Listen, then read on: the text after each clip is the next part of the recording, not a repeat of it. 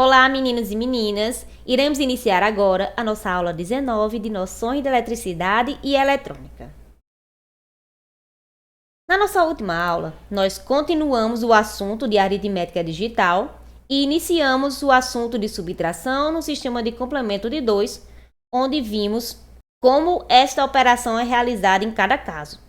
Vimos também o overflow, com a sua definição, exemplos, e aprendemos que um overflow é quando há um estouro ou transbordamento de bits. Hoje iremos iniciar o nosso estudo através da aritmética hexadecimal. E os números em hexadecimal são usados em programação de linguagens de máquina e especificação de endereços de memória nos computadores. Então aqui há uma adição hexadecimal, que é realizada basicamente da mesma forma que a adição decimal, desde que se lembre que o maior dígito em hex é F em vez de 9, porque o 9 é o maior dígito do sistema decimal e o F é do sistema hexadecimal. Então, temos que seguir alguns passos para fazer a adição hexadecimal. E que passos seriam esses? O primeiro passo é somar os dois dígitos hexa em decimal, inserindo mentalmente o equivalente decimal para os dígitos maiores que 9. Se a soma for maior ou igual a 15, o resultado dela pode ser expresso como um dígito hexa. Se a soma for maior ou igual a 16, subtrai 16 e transporte um carry 1 para a posição do próximo dígito. Então, aqui nós temos o primeiro exemplo, em que somamos o número hexa 58 com o número hexa 24. E iniciamos aqui pelo dígito menos significativo, igualzinho o que fazemos no sistema decimal. E os números menos significativos são 8 e 4. E a soma deles gera 12. E 12 tem uma representação em hexadecimal, que é a letra C. Então, aqui no resultado, nós vamos inserir C. E, neste caso, não há um carry para o dígito da próxima posição. E o que vamos fazer agora? Vamos somar o 5 com 2, resultando em 7. Então, aqui a resposta seria 7C. Bom, agora iremos para o nosso segundo exemplo, onde iremos somar os números hexa 58 e 4b. Aqui nós temos a equação, onde começamos somando 8 com a letra B. Então, mentalmente, nós vamos substituir essa letra B por 11 em decimal. No caso aqui, vai ser a soma do 8 com 11, que resulta em 19. Só que 19 é maior do que 16, não é mesmo? Então, agora a gente faz a subtração. 19 menos 16 dá 3. Mas naquela regra que acabamos de ver, quando isso ocorre, devemos fazer o carry 1 para a próxima posição. No caso, aqui vai ficar um 3 e nesta posição aqui vai ter um carry em cima do 5, que deve ser somado. Então, vai ser 1 mais 5 dá 6 e 6 mais 4 dá 10. Só que o 10 tem uma representação em hexadecimal, gerando essa letra A. Então, aqui no caso, a resposta seria A3. E nós temos um terceiro exemplo aqui, que somamos os números 3AF com 23C. Certo? Iniciamos a soma do F com C, que é considerada como se fosse 15 mais 12, e essa soma resulta em 27 em decimal, certo? Como esse número é maior do que 16, vamos fazer a subtração, certo? Então, vai ser 27 menos 16 e vai obter 11 em decimal, que corresponde à letra B em hexadecimal.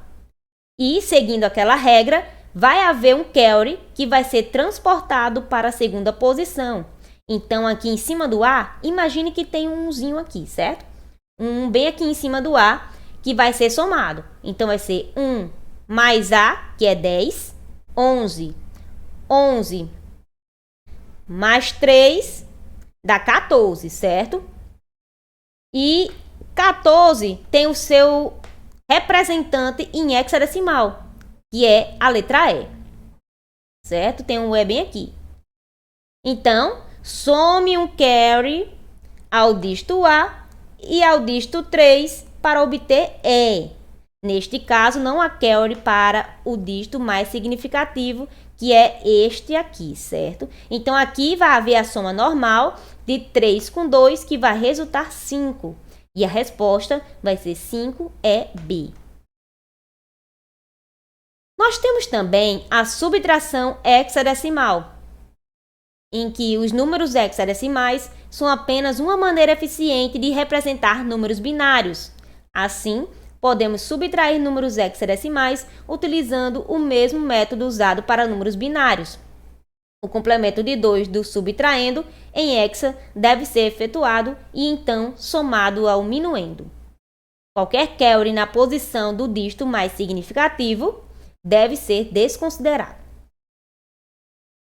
Então, aqui nós temos alguns passos de como obter o complemento de 2 de um número hexadecimal e o que nós temos que fazer. O primeiro passo é converter em número binário. O segundo passo é efetuar o complemento de 2 do binário equivalente, certo? E como é que a gente faz o complemento de 2? Vocês ainda se lembram?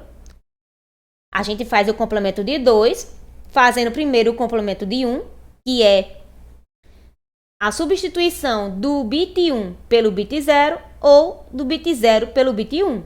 Depois disso, soma 1 ao bit menos significativo, resultando no nosso complemento de 2.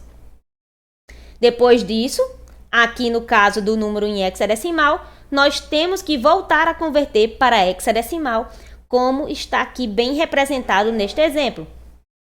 Primeiro, nós temos o número hexa, converte em binário e efetua o complemento de 2. Depois do complemento de 2, temos que converter novamente para hexadecimal para que possamos saber qual número em hexadecimal este número está sendo representado.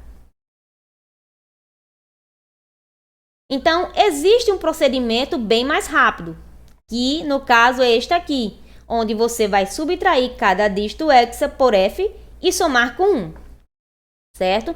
No caso aqui, subtrai cada dígito hexa de F, F corresponde a 15, e depois desse procedimento, nós vamos somar 1. E aqui vai gerar o resultado, certo? Vai ser o equivalente hexa do complemento de 2. E aqui nós temos um exemplo em que vamos subtrair 3 a 5 em hexadecimal de 592 em hexadecimal. O que nós vamos fazer? Primeiro, converta o subtraindo, que é este número aqui, 3 a 5, para a sua forma em complemento de 2. O resultado é C5B. Depois, some esse resultado ao minuendo 592. Certo? E ignorando o carry gerado na adição do dígito mais significativo, o resultado é 1ED. Então, podemos provar que esse resultado está correto somando 1ED com 3 a 5 e verificando que é igual a 592 no sistema hexadecimal. Pessoal, aqui tem um 16 aqui para representar que o número é em hexadecimal, certo? Porque a base do sistema hexadecimal é 16. E aqui eu tenho uma atividade para vocês, em que eu quero que vocês somem os números hexa, 56 e 24, certo? E o que nós aprendemos hoje? Nós vimos sobre a aritmética hexadecimal, em que vimos a adição hexadecimal, que é praticamente da mesma forma que fazemos no sistema decimal, mas com algumas particularidades, né? Porque temos que seguir algumas regras para fazer a adição e assim também a subtração. Também é preciso seguir regras. Aqui nós temos as referências. Por hoje é só e até a próxima aula.